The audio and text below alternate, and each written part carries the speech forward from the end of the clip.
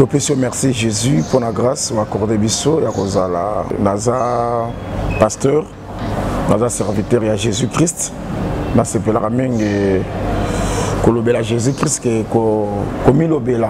Naza qui païen, le club a pagano nyos, parce que mon moto qui m'ont pagano naïsa par rapport, on appelle Naza qui m'ont pagano. Moi, différence les alliés entre un frère prophète et un ministre prophète. Fusion ezana ya moni moto les leçons razo mona makambo ezana motema moto a s'autoproclamer motei. Confusion musu tozo mona lelo dans l'église ceux qui gênent mon bandi côté ba bengue berger. Confusion toujours. Berger y a des pasteurs. Toujours mon phénomène Dubaï. Étant qu'un pasteur. Et bandi les loté na Sodome et Gomorrhe salamaki souke zalaki nini l'autre abimaki. Sodome est détruit. Ils ont confirmé que Jésus-Christ est un vrai prophète. Ils ont dit déjà que fils de l'homme, Kalaté, Azoya Kozwa sa famille.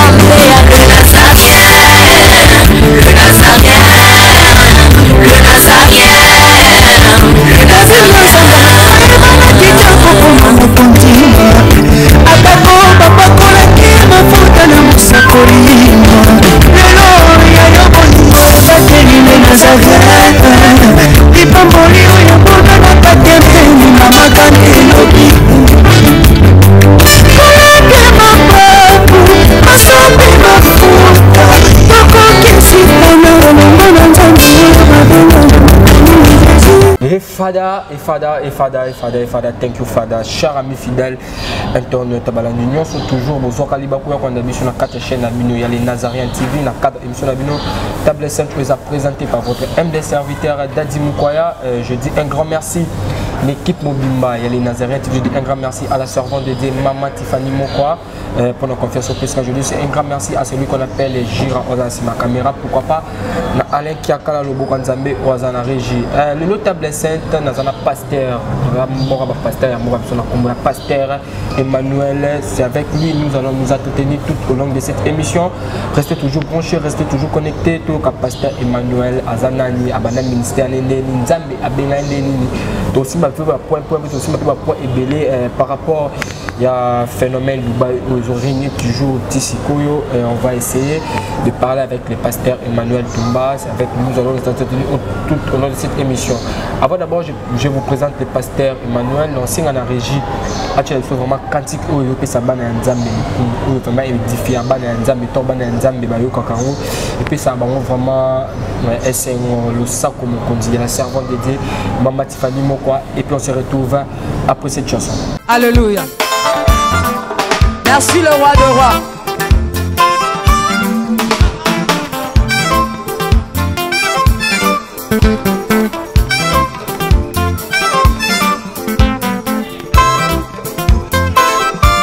Alléluia.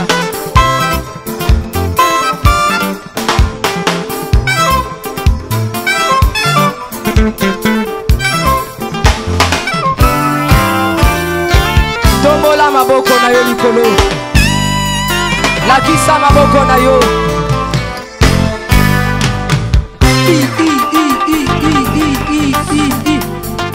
Sakat. Sakat. On y va. Ah. Salaboye, Salaboye. Assis sur son trône. Salaboye.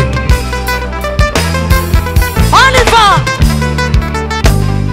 Assis sur son trône. Encore, encore, encore. Ah, ah, ah. Afandi na ngwende na ye. Yesu azaya kofanda. On y va. Assis sur son trône. Afandi, Afandi, Afandi, Afandi. Assis sur son trône. Fandi saye, Fandi saye, Fandi saye. Nazo mono tetika Yesu afandi. Afandi, Afandi, Afandi, Afandi. Merci Jésus. Merci Jésus. Assisi son trône. Afandi, afandi. Salaboye. Salaboye. Salaboye.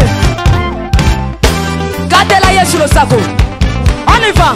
Gatela. Gatela. Gatela. Gatela.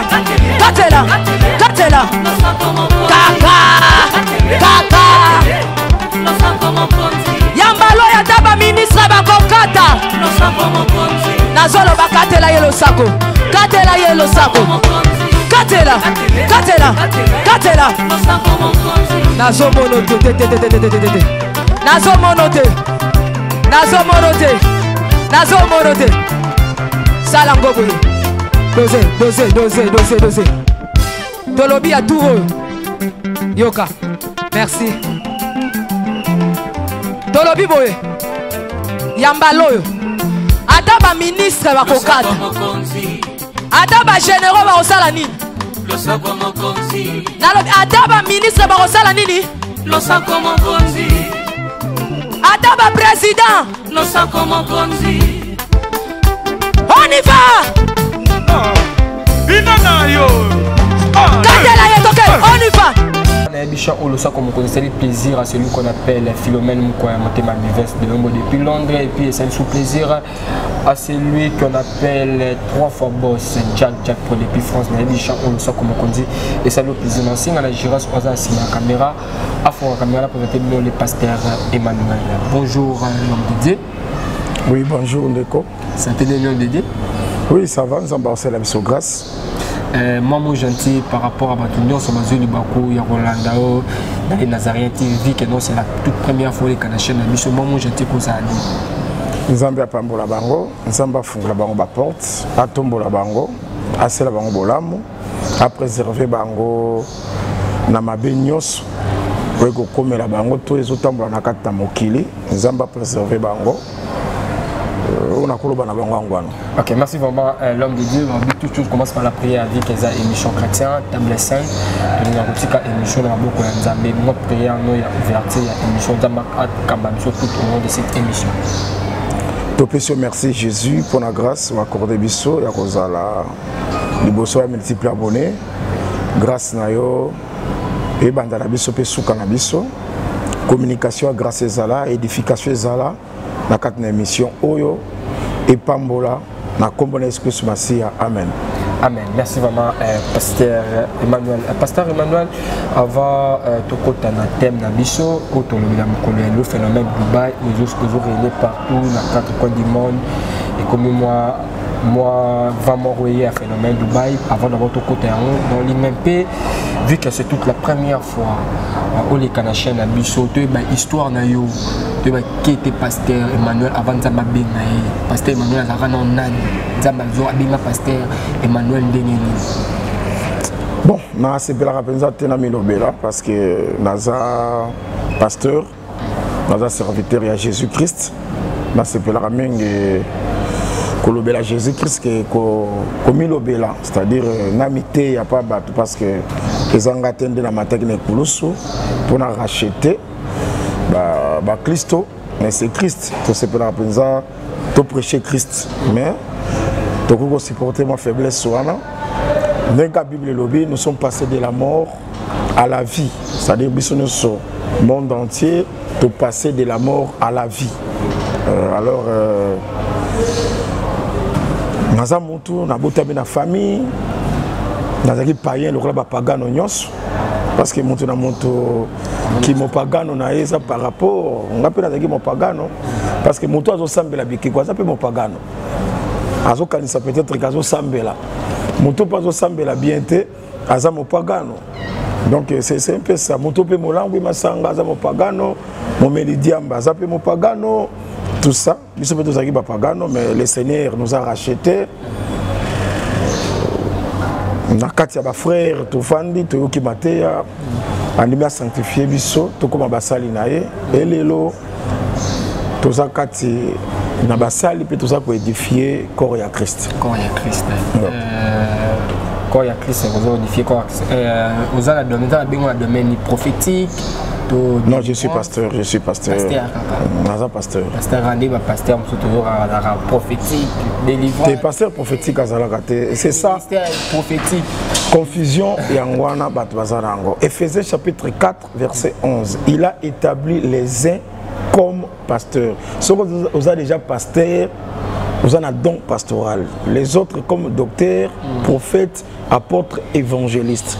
Donc vous avez 5 grâces ministérielles où nous avons à établir un corps à Christ.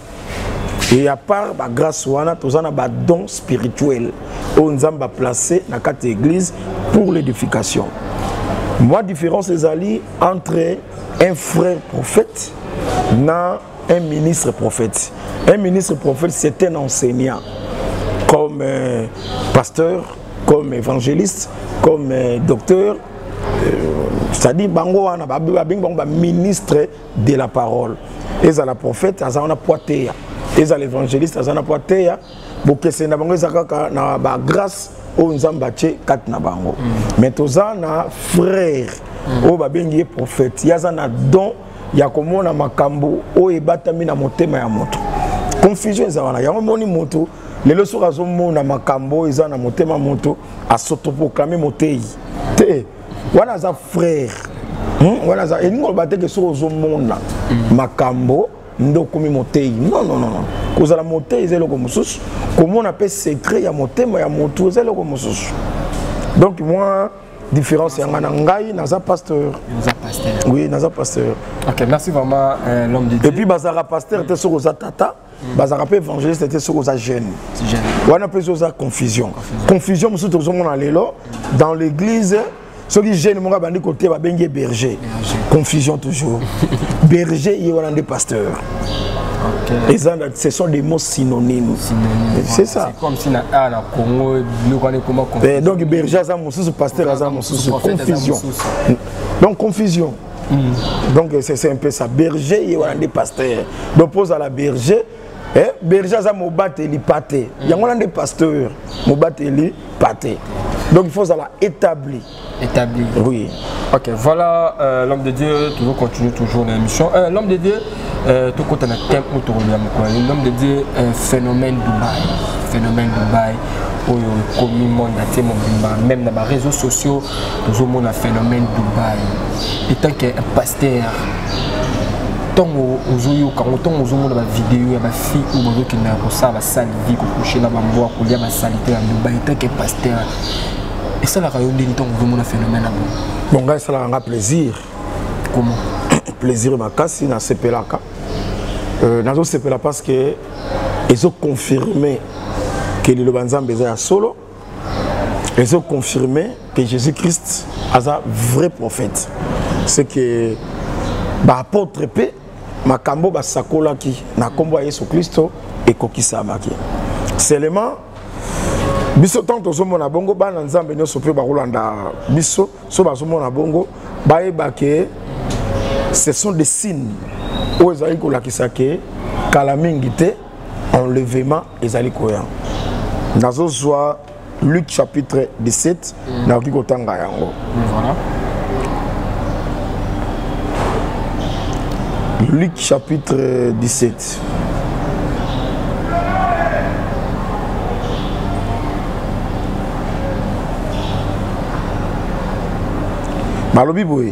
Ce qui arrivera du temps de Noé arrivera de même au jour des fils de l'homme. Les hommes mangeaient, buvaient, se mariaient et mariaient leurs enfants jusqu'au jour où Noé entra dans l'arche. Les déluge vint et les filles tous périt. À continuer à l'objet, ce qui arriva du temps de Lot arrivera pareillement. Les hommes mangeaient, buvaient, achetaient, vendaient, plantaient, bâtissaient. Mais les jours où Lot sortit de Sodome, une pluie de feu et de soufre tomba du ciel. Et les fit tous périr. Il en sera de même les jours où le Fils de l'homme paraîtra. C'est comme on a makambo esamaki na monde ya Noé. Noé azotonga arche. Bato bazo seka, bato bazo bala, bato bazo mela, tout ça va mener vie normale. Mais Noé, bato na bazaki surpris. Mboula tango beti, délige salami, mais Noé azaki sauvé na famille na manakata arche. Ndenge moko pe na temps ya Lot. Bato bazo lona, bazo tonga bandako, bazo sepela. Motoye et tumbi Sodome na Gomorre, mais Lot et sa famille babimi. Si vous avez makambo wana pe ekoya nakoya ya mwana na moto. C'est que tant que on déjà monde alors c'est que bazo présenter kokota na arche toko bima ya Lot ezo bima koya ya mwana na moto. C'est que biso c'est-à-dire penza exhortation, c'est un message auto peut ça que bato bakeba. Pourquoi bakeba? Pardon, on a continué parce que tu regardes en ce jour-là, que c'est lui qui sera sur les toits et qui aura ne descende pas pour prendre. Et que c'est lui qui sera dans les champs ne retourne pas non plus en arrière. Souvenez-vous de la femme de Lot. C'est lui qui cherchera à sauver sa vie, la perdra. C'est lui qui perdra, qui la perdra, la retrouvera. Je vous dis, en ces nuits-là, de deux personnes qui seront dans un même lit, l'une sera prise et l'autre laissée. Des deux femmes qui mourront ensemble, l'une sera prise et l'autre laissée. Des deux hommes qui seront dans un champ, l'un sera pris et l'autre laissé. Les disciples lui dirent, où serai-je, Seigneur? Et il répondit, où sera le corps? Là s'assembleront les aigles. Na ke maintenant na Jude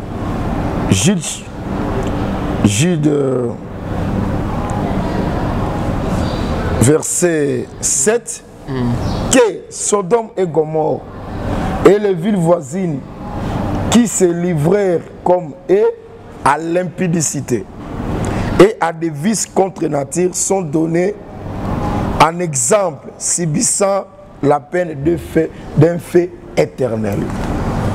Awa péché, il y a Sodome et Gomorre et Zanine. N'était sur Rosolanda. Oyo et comment qui n'attend, il y a Lot. Tant il y a Lot, il y a Sodome et Gomorre. Nesika Lot abimaki. Pourquoi nous avons frappé Sodome et Gomorre? Parce que péché qui. Gilles Azali ko révélé péché on est qui vice contre nature. Péché aux vice contre nature et l'ikorobanini.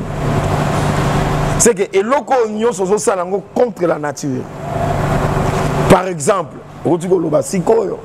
que moi ça coucher dans bois. Est-ce que dans la nature moto a coucher dans bois? Non.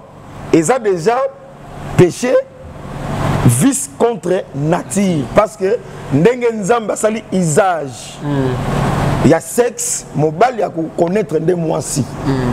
Mois-ci, vous allez connu par mobile.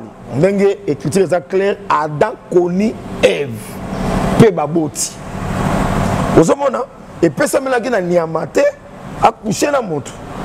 Mais babiloko wana et ça l'a déjà dans Sodome. Cher bien-aimé, et bandi dans tout baïté, et ça m'a cambo banda kala. Et banda qui dans Sodome et Gomorre. Basala qui péché vice contre nature. Nde pesa ki nzambe kanda amonaki ke lusumu na bango ekoli. Osomona? C'est-à-dire ezo suka kaka na mbwa to nyama na mutu te. Est-ce que nzamba sali biloko pona kolia? Nzamba sali te ke mutu alia kaka ya mutu. Nzamba lobi ke na kopambola misala ya maboko na bino. Nzamba sali te ke mutu papa mba mafaka kolia kaka ya mutu. Non, c'est que babiloko on a salité wana nyonso impureté wana ezali vice contre nature. Ils ont déjà péché Juda mona kiango et salama ki quand na Dubaï té na Sodome et Gomorre. Sikoyo na Luc 17 bazo kebisa biso que o salama ki na Sodome et Gomorre et que ça la mappé pareillement na koya ya mwana na moto ozomona nde c'est que soko moni loko wana ningo bake lota lingo pima soko moni bato ba komi corrompu noa komi ko sala masuwa il faut okeba soko za famille ya Noé faut keba que kalate délige zoya mais arche ba kozana arche ba kozala sauver otulinga question tosolo bani pour la conversation na Dubaï nazongi c'est bana na Nzambe la parole authentique. Pourquoi? Parce que l'élo corps pastoral, corps ministériel, des hommes ont un défaut. Au moins, Bible lobby, quand la direction fait défaut, le peuple tombe. L'élo, ma pasteur, aurait prêché la parole. N'enga apôtre pour la Timothée, na occasion favorable ou non, prêche la parole. Mais les soi-disant pasteurs, parce que ceux qui sont pasteurs, ils sont attachés à la parole authentique, tel que Christ a dit que apôtre. Mais les pasteurs, côté, la polémique, surtout. Les réseaux sociaux. Ah oui. Les prophètes, YouTube, les pasteurs, YouTube. Donc, il y a des gens qui viennent, il y a politique, il y a musique, il y a boye. Donc, il y a parole authentique, il faut édifier. Il faut faire très attention. Et bandi les lotés. Na Sodome et Gomorrhe et Salamaki souke zalaki nini. L'autre abimaki, pe Sodome zaki détruit. Dans le monde il y a Noé, délige yaki, monde zaki corrompu et zaki détruit, pe Noé na famille na ye babikaki. Bakambouana et zo ça déjà que fils de l'homme kalate azoya ko zo sa famille. C'est que famille à l'autre bazalaki. Est-ce que vous avez été lokoana? Est-ce que famille à l'autre ne babikaki? Est-ce que famille à Noé ne babikaki? Nenge moko pe awa il y a une famille ne bakobika. Batuno so bakobika te. Les autres bako zala juger. C'est seulement une famille ne bakobika. Mais l'homme de Dieu, par rapport à l'explication, mais si total il peut bien, il y a des filles qui ont ça va salver dans Dubaï, il y a des filles qui ont l'église, on peut s'appeler dîme. Conséquence c'est anime parce que le pasteur on s'appelle dîme bon. Papa, réponse est claire. Baya qui pas Christ, to sala ki bikama na kombo na yo, to prêcher na kombo na yo, Christ a répondu que bolongwa kuna na tikala ko yeba binote. Cher bien-aimé, ko kazate que mozo so zo Bible, hein? Mozo so zo Bible, azoya église ndako ça la sauver non. Il y a on a zo que c'est seulement une famille na au moins dans le monde entier. Une famille car on est pour ça sauver. La personne exemple de famille à l'autre. La personne exemple famille à Noé. Car on est sauvé. Alors pour la tchaba tu m'as la famille un jour Jésus-Christ m'a dit ouais ça y est que maman nayo na bandeko nayo bazali bande bazoluka yo Christ a yebisi bango nani yango nde maman nanga nani yango nde bandeko c'est que maman na bandeko bazo sala une famille alinga ko baka a répondre banga bi maman nanga bandeko nanga ezali ba oyo bazoka liloba nzambe pe bazo tchango na misala c'est que la famille les lois ali oyo azoka liloba nzambe pas zo tchala misala bazo sala une famille c'est-à-dire la famille chrétienne bangomde délige et que soit bangote c'est que avant délige ya bango bakolongwa o kolongwa wana ndeto zo bengango l'enlèvement de l'église papa enlèvement de l'église est la réalité donc et que ça benza est réel monde yopé c'est que ce qui enlèvement que la réalité jugement ya nzambe pe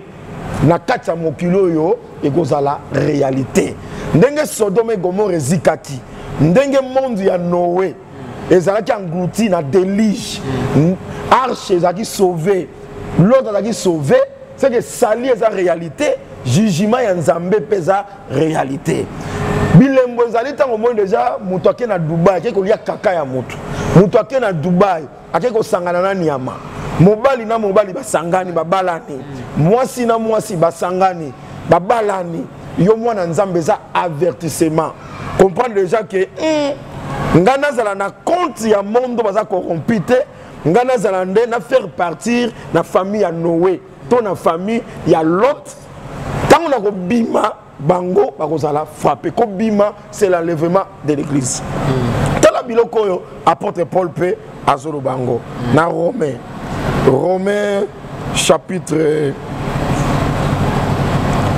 1er verset 20 alobi boye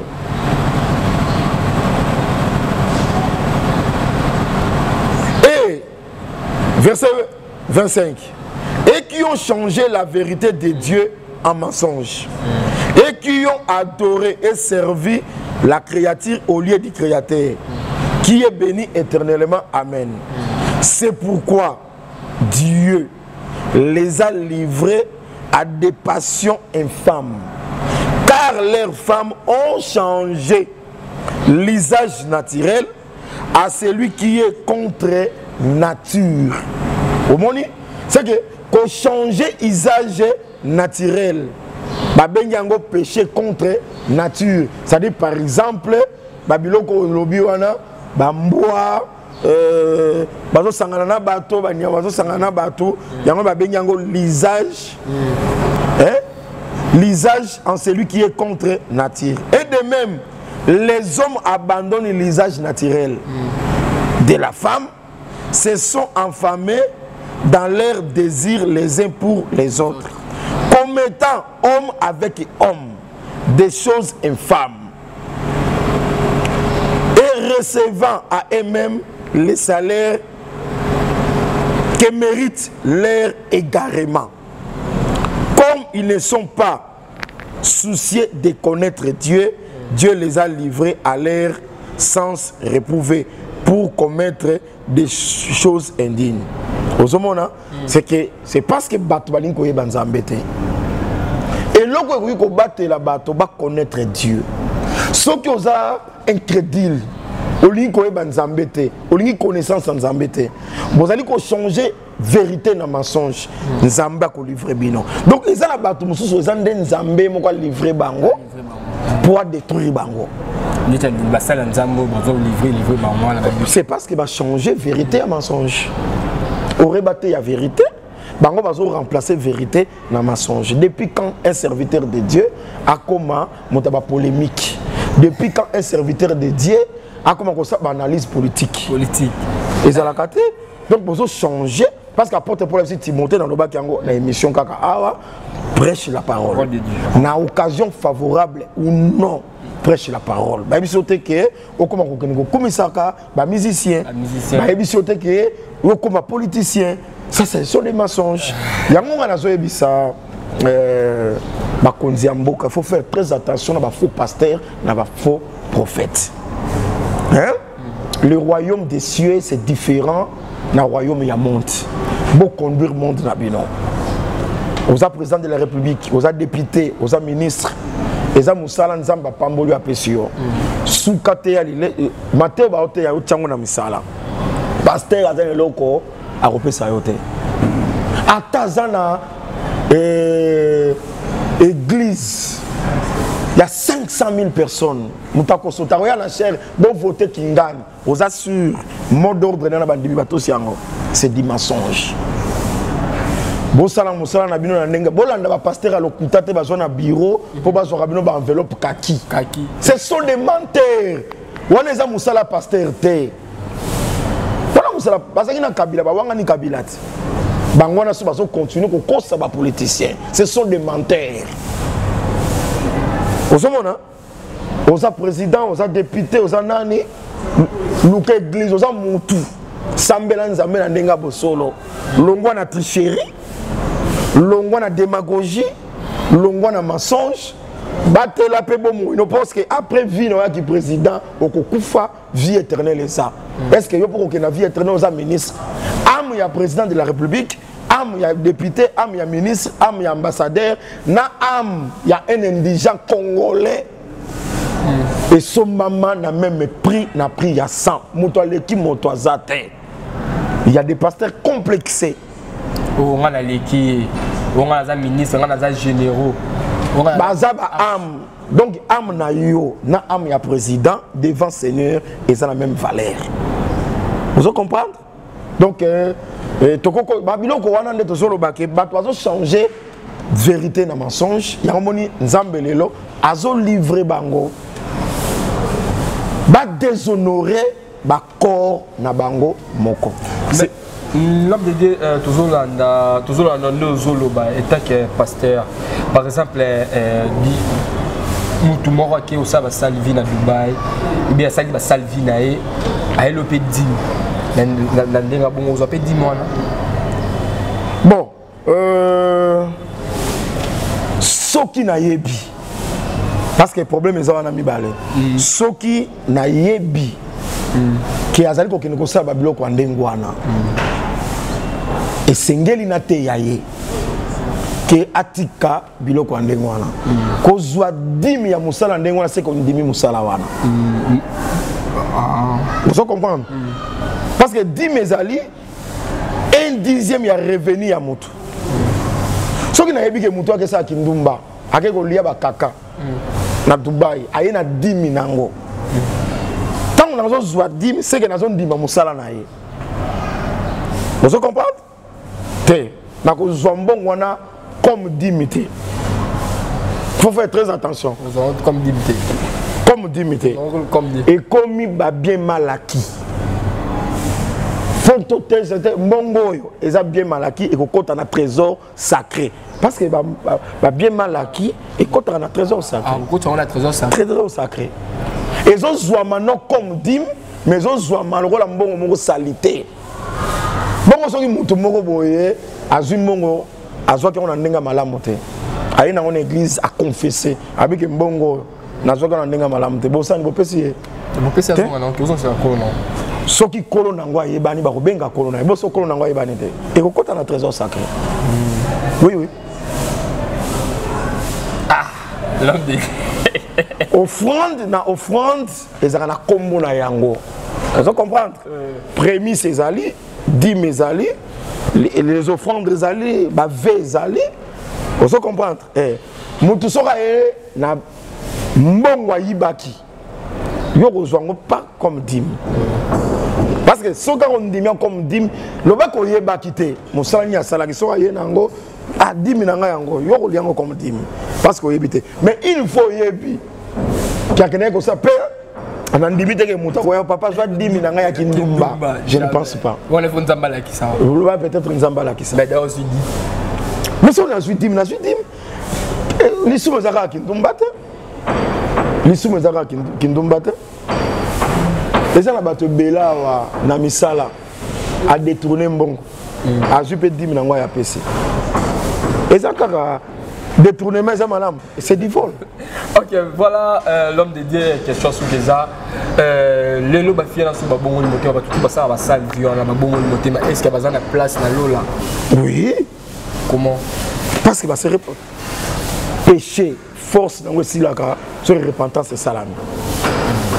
Venez à moi, vous tous qui êtes chargés, fatigués, je vous donnerai du repos. Ceux qui peuvent lembi kindumba, lembi, péché, qui sont à Dubaï, pas Christ. Christ a repris son repos. Jusque là, l'eau les a refondus après la montagne.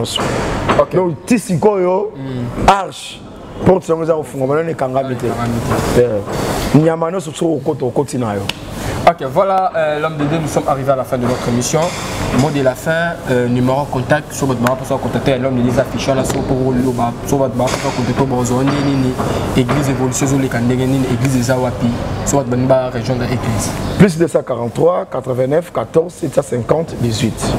Plus 243 89 14 750 18. Tous en Kingasani, Yafuka. Avenue Koli numéro 7. Kingasani Yasuka, Avenue Koli numéro 7. Bon, on va sur la direction Anjili. Au quitter la maison communale, à 300 mètres, au tourner Avenue Koli, sur boulevard Lumumba, au tourner Avenue Koli, au lac Sayo. On va sur à côté à Ngambo aéroport, au quitter arrêt Ndolo. Au quatre ici en face de l'arrêt Ndolo. Tout va bien en Indou. Au Avenue Koli Zawana. Numéro 7, la culte de mardi, mercredi, jeudi, 16h30. dimanche à 8h juste. Vraiment, Kolo a pas mon abino. On se bat Libanda, on a numéro de téléphone au PC. Oui, numéro de téléphone. Sur Benga, on a WhatsApp pour rejoindre. Ok, voilà, chers amis fidèles, nous sommes arrivés à la fin de notre émission. C'était votre MDSTR, Victor Dadi Mukwaya. Je dis un grand merci à l'équipe Mobimba, Yali Nazarien. Je dis un grand merci à la servante dédiée, Mama Tiffany Mokwa, Jira Sozas Makamia, Alain Kiaka, la Oazana Régie. PC Wangabini, nous sommes toujours et puis abonné à Bisso, Yali Nazarien. Là, je vois Maman Esther, merci vraiment pour la confiance. Merci pour notre soutien. Vous êtes tellement ébélé sur la boîte qui nous ont moniqué. Ministre déjà, caméraman déjà, je reste en commencer à se minute chité. De toujours dans le Baranasuka émission, parfois, Machala, vite à Moukolo. On se retrouve à la prochaine. Pasteur, ce n'est pas la dernière fois. Les Pasteur Azara, Roleka. Comme déjà produit la chaîne, nous allons passer dans la séance. On se retrouve à la prochaine. Bye bye. Musungi Ntameye Sport. Oya Vanessa Inusa. Yayo! PHP Cargo. Musungi. Oyo ayeko facilité. Bon na conteneur na bino. Osa Mobimba. Exportation. Ya Dubaï. Kinshasa. Angola. Pe Tanzanie. Yomutu. Vous êtes commerçante, femme d'affaires. On somme même tout canoyo. Et Kangama na Dubaï, on a comme à Kinshasa. Là, on a pris un bébé pour PHP Cargo. Avec le Rangodada, à sa exportation, pour conteneur, Dubaï, Kinshasa, Angola, Tanzanie, on sait qui nous a mis en boca. Basuka Kawanate, Bazali Kopesa, visa à Dubaï, na 24 heures à Pamba, ok, Penamboka pour lien de Yombala. Billet à Dubaï. Comme ça problème. Na PHP Cargo. Bazali ko facilité bino. Il faut comme na Dubaï. Logement na yo. Et Zali assuré. Bokozwa. PHP Cargo. Musique de Awa. Na Vallée de la Paix. Numéro 12. Na immeuble des ambassadeurs. Référence. Na galerie présidentielle. Osa Mobimba. En face à boîte de nuit. Champagne au bar. Soki, on se fait une promotion Oyo, Bobenga, PHP Cargo, pour la Kinshasa, la zone 81, 85, 000, 72. Pelle Soussou, 097, 89, 99, 676. Et bon, Angola, plus 244, 92, 48, 016, 82. Et bon, Dubaï, plus 97, 15, 47, 70, 86, 24. Ah! PHP Cargo. Ma voisin, bon, mais la PEMA. Vous soyez dit, hein?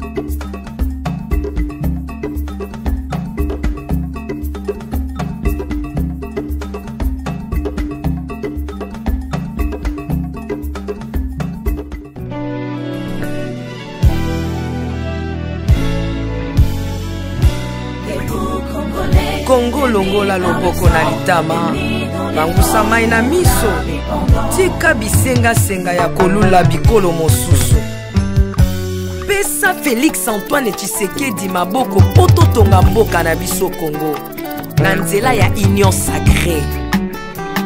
na losambo tokolonga. Oh, toi qui écoutes la prière, tous les hommes viendront à toi. Ingénieur Edi Kabé à la main de l'Éternel, prions pour ce beau pays. Et pour le président Félix Saint-Chrétien. Nzambe, Nzambe na Isaac, Nzambe, Nzambe na Jacob, Ozali, Nzamba Israël, lelo tokomo yembo Nzamba Congo, RDC, Bokananga, lelo tokomo yembo Nzamba Congo, peuple croyant docile et social.